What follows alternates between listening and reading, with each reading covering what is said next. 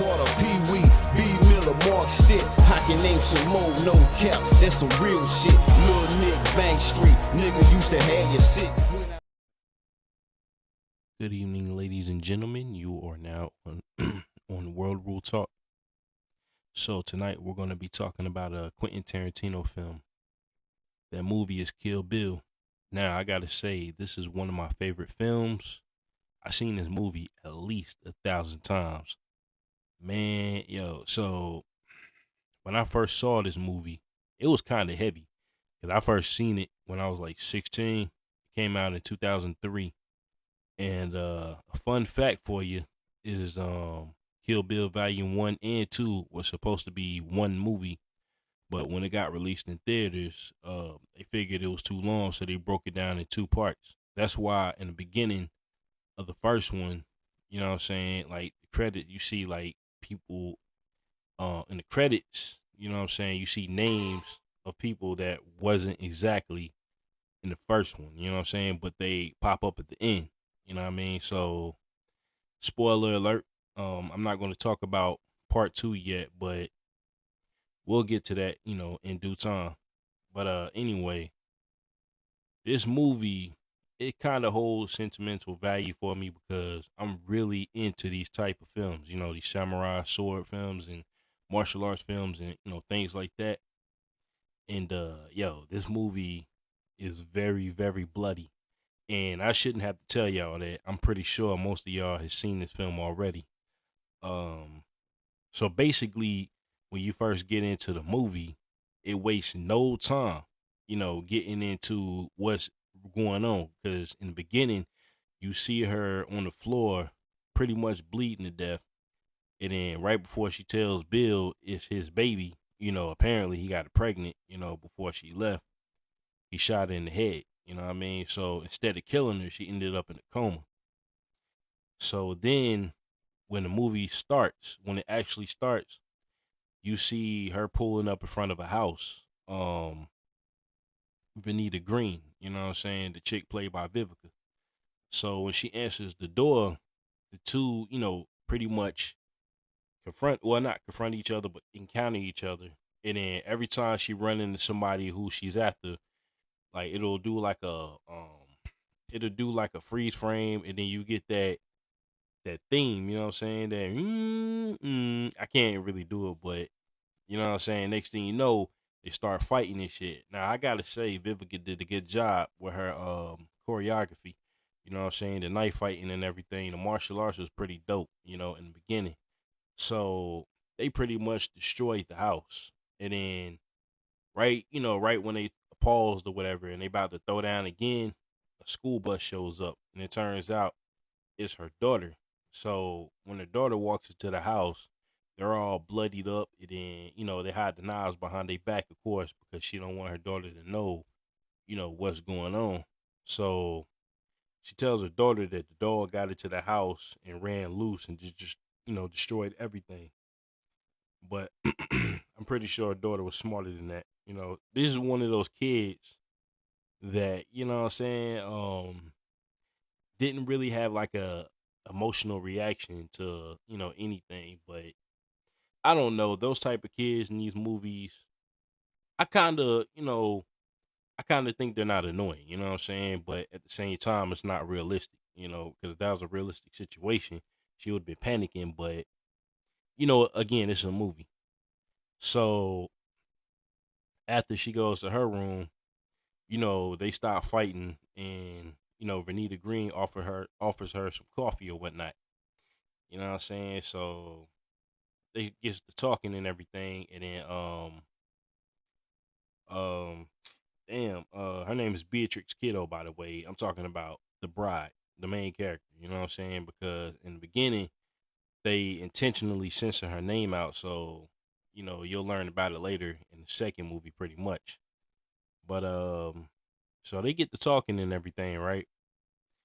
And Vanita Green is basically, apologizing to her and telling her, she wished she never got involved with her attack and everything. But the bride, she wasn't trying to hear that. You know what I'm saying? She came after her with a purpose. and she knew she wasn't about to leave until she died. You know what I'm saying? So basically, Vernita Green was telling her that, okay, so if we're going to do this, they're going to do it that night. You know what I'm saying? At the baseball field, but sadly, it never gets that far because the bride made a joke which pissed off Benita Green or whatever, and she turned around, tried to shoot her, and then the bride pulls out a knife and flings it at her. You know what I'm saying? It goes right through her chest, and I thought that was a good little I thought that was a dope little action piece right there. You know what I'm saying? So after she finishes with that, and technically that's actually the end of the movie, really. You know what I'm saying? Because she goes after O-Ren first. So they're basically showing you what happens after she took out O-Ren. But anyway, after that, the credits and stuff like that. Not the credits, the roll, but you know what I'm saying? It shows that she's in the coma and everything.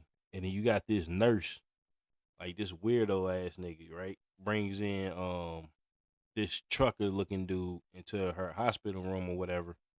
And basically what he's doing is he's basically selling her pussy to people and whatnot. You know what I'm saying?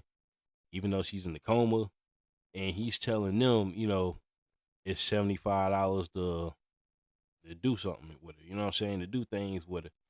So, you know, dude, he's hustling. Basically, he's hustling her pussy and shit, which is messed up. But he gets his $75, and then he leaves the room. So right before the dude was able to do anything with her, because she was already awake. You know what I'm saying? She was just faking a coma by that point because she had discovered that she lost the baby and everything. But when she heard them coming down the hall, that's when she had, laid back down to shut her eyes and whatnot to make it look like she was still in the coma. So right before old boy, got his in, she bites down on his lip and pretty much rips it off, his bottom lip or whatever.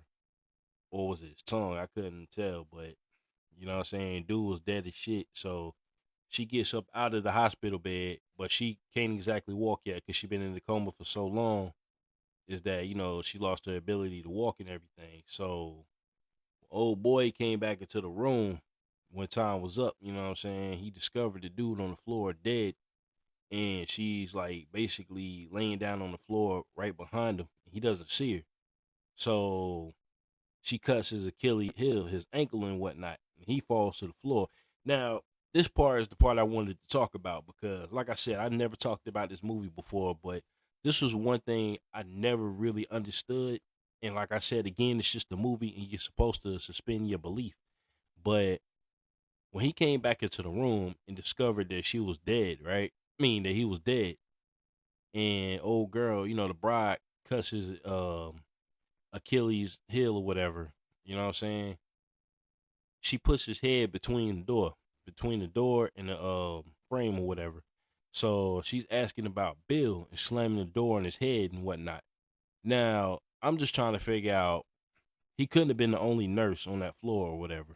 You know what I'm saying? Because you've seen other nurses on that hall, so that whole thing got nobody attention. You know what I'm saying? Nobody came to check out what was going on. She's yelling, "Where's Bill?" Slamming his head in the door, and that didn't get nobody's attention.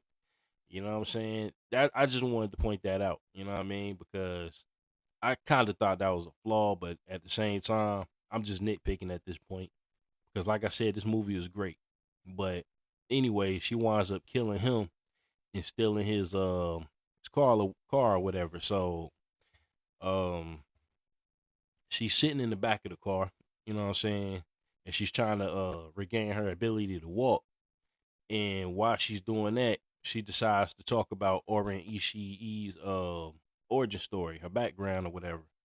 So come to find out, she was like half Chinese, half Japanese, and her parents were murdered by the Yakuza, I believe, you know what I'm saying? And so, what happens is as she gets older, she winds up taking out the boss, you know what I'm saying? When she was like 11, and then at the age of 20, she becomes an assassin, taking out important people or whatever. So, and then, 5 years after that, that's when she took part in took part in the whole thing with murdering the people in the chapel and then the bride and all of that. You know what I mean? So basically, she said a badass line. She had a badass line. She said, she killed 9 people where she should have killed 10. You know what I'm saying? And I think her baby was one of them. Well, we'll get to that point when we get to it, but you know what I'm saying? After that, she's finally able to walk again. So she gets a ticket to go to Okinawa, Japan. And so she walks up in this little shop. And at first, you know what I'm saying, she knows Japanese and everything. She was just, acting like she didn't. She was fronting the whole time. So while she was sitting there, talking to the guy she was pretty much looking for, Hattori Hanzo, you know what I'm saying? Um, he's asking her, what kind of Japanese words do you know or how many words you know or whatever. So at first, she was talking like she was a novice and she was new to the whole thing, which, you know, at that point, she wasn't, you know what I'm saying? She was a very serious character. So, um, they had their little conversation and everything. And then he asked her, why was she there in Japan or who was she there to meet? Because she told him she was there to meet a man. So, when he found out who it was, Hattori Hanzo, you know, he looked up at her with a serious glance, like, why are you looking for him? Basically, you know, she was looking for him the whole time. So he takes her up into his attic or whatever, and he has a whole collection full of swords.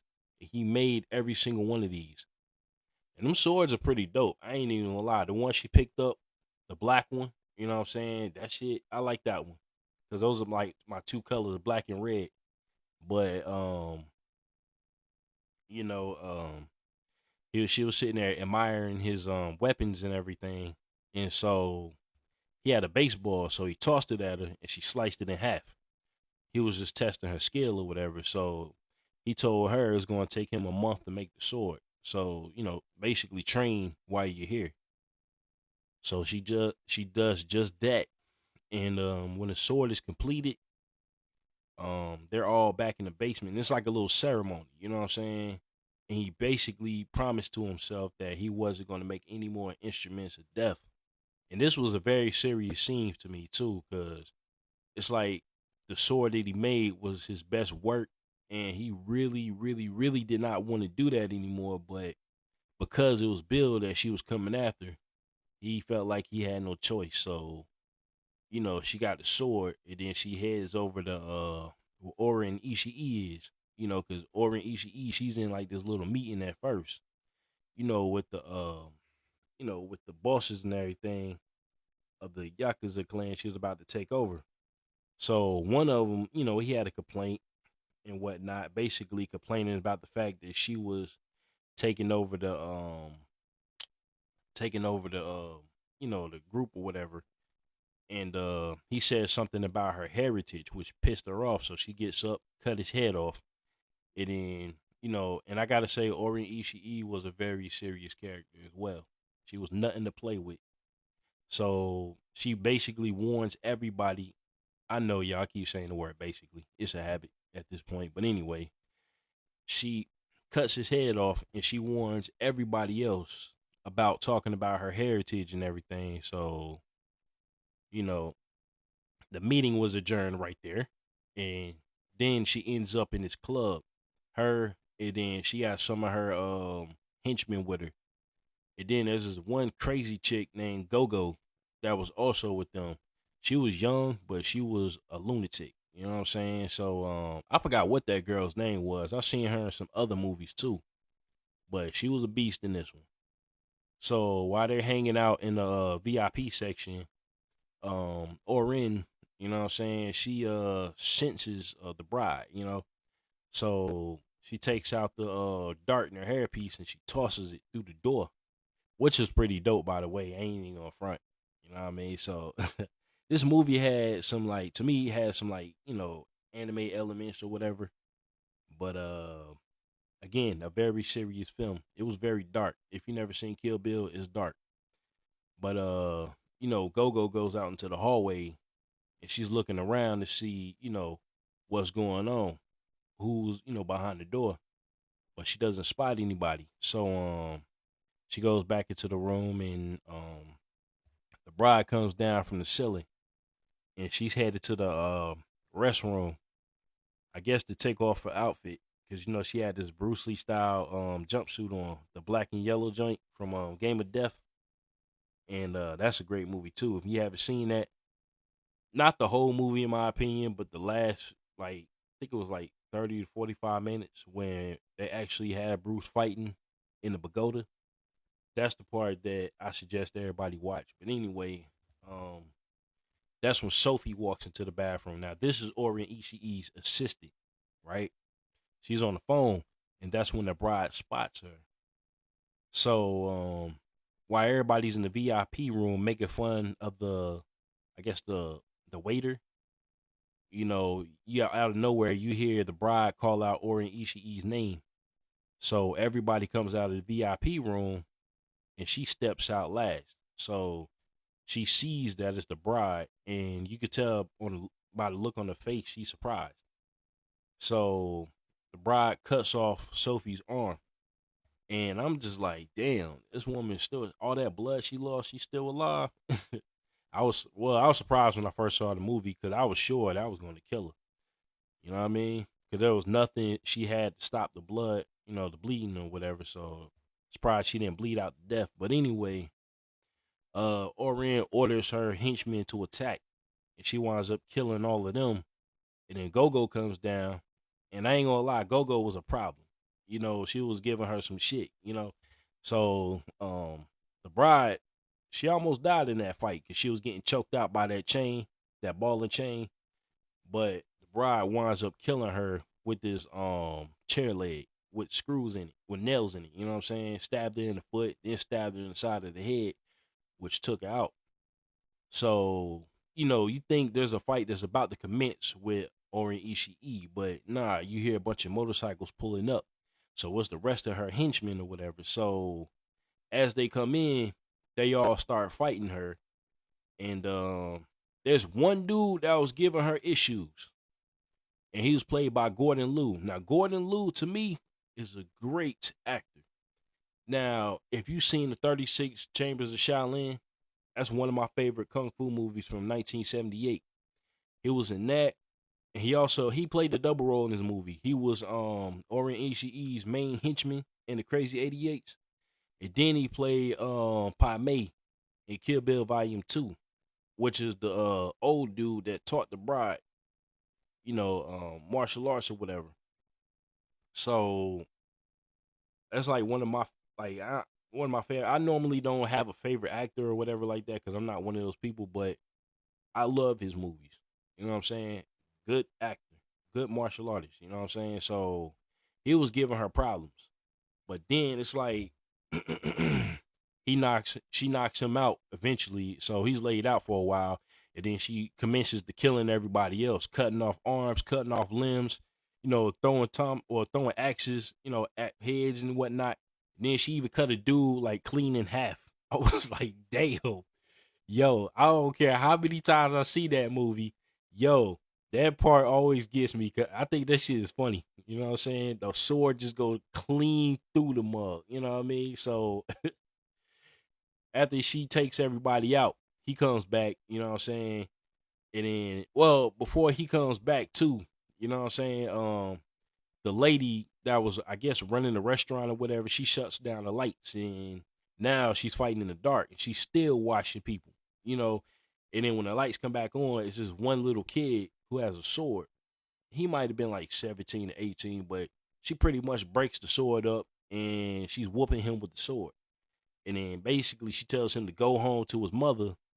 I thought that shit was pretty funny when I first saw it, but that joke ran its course after a while. Cause you can watch a movie and it's a certain part might be funny to you first, second, even third time of watching it, but after a while, it's not funny no more. But anyway, he runs away and she's talking to everybody that she either murdered or is laid out with no limbs, telling them to go home but leave the limbs with her. She telling everybody to leave except for Sophie. So Sophie is there, looking all innocent, and I kind of feel bad for her. I ain't even gonna lie. Sophie was a wicked chick, but she had no fighting experience, I guess, and got her arms, cut off. So it was just like, damn, you feel bad for her after a while. So the fight between the main henchman and the bride takes place, and then she finally takes him out by cutting off the bottom of his leg.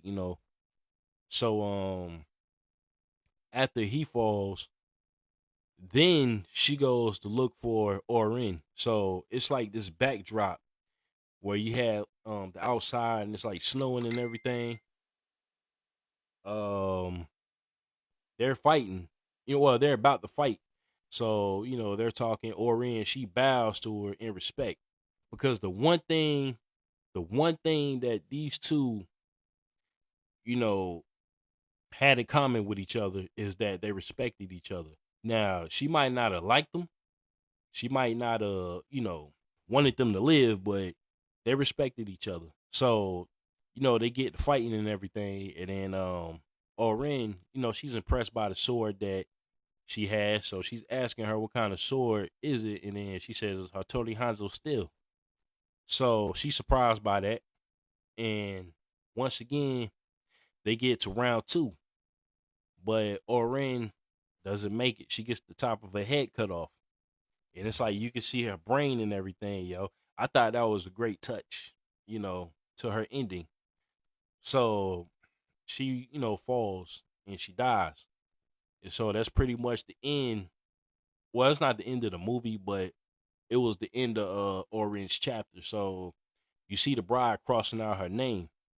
And then that's when she goes after Venita Green, the chick that she fought in the beginning of the movie. You know what I mean? So everybody's talking about how as she was writing people's names down, you see him saying, making remarks about her. And then that's when everybody's talking about either how she should, dead or how she deserves her revenge. Now, I got to say, and that's pretty much, the end of the movie where Bill reveals to Sophie in the hospital because I think she cut off both of Sophie's arms and then threw her down the hill. So, the ambulance drivers or whatever, EMTs, they spot her and then they rush her into the hospital. So I think she lost both of her arms. So she's apologizing to Bill for what happened because she gave up information about the 5, you know what I'm saying? So about the 5 people who were involved with her beating. So Bill wanted Sophie to know that her daughter, the bride, her daughter was actually still alive. So I'm not going to say she went through all of that for no reason, because after all, she thought her daughter was dead. And that's really the biggest reason why she was going after everybody. So that's pretty much the end of the movie right there. But I got to say, man, David Carradine he did a good job playing Bill. You know what I mean? He's like this calm, sinister villain. You know what I'm saying? But I don't know. I can't really explain it, but he doesn't show it. You know what I'm saying? But he's like a vicious villain. And then the scene where she was fighting all the crazy 88s and everything, like when it turned black and white, when it went black and white, the Japanese version of the film, it doesn't do that. So you can see all the gore and the blood and all of his glory. You know what I'm saying? And I love these type of martial arts films, like the really violent ones. I mean, I like the subtle ones too. Not subtle, but I like the tame movies too. But I don't know, yo. These type of movies, it just, don't hold back from nothing. Like, I like that shit. You know what I'm saying? I might be a little twisted. I don't know, but I love them movies, yo. But yeah, man. Kill Bill. If you haven't seen this movie, check it out. I don't know why you ain't seen it yet, but hell, half the population probably seen it by now. It's a great film. I'm gonna watch it again next year because I usually try to watch it once or twice a year. I'm gonna watch Volume 2 later, and then we're gonna come back and talk about that one. But yeah, Kill Bill, again, can't say enough about it. It's one of my favorite movies. Again. And if I gotta give it a score, I will give it a because it did have some wire work, so I wasn't really from the way they was getting thrown around and kicked around and all that, you could tell it was probably wire work. Now, I'm not really a fan of movies with wire work, but that again, once again, that's just me nitpicking, you know what I'm saying? But again, I would give Kill Bill at 8/9, closer to a 9 out of 10. Because I just love the choreography, the visuals were great, the acting was smooth, you know what I'm saying? The acting was there. Like there was not one bad actor or actress in this movie. So yeah, check it out, Kill Bill. All right, y'all. Thank you for listening. Now I'd like to give a shout out to my boy Saute J. Check him out, Saute South Podcast, anywhere you can watch podcasts.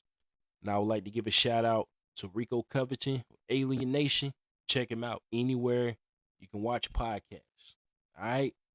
About to jump off of here, y'all. Thank you for listening. Peace.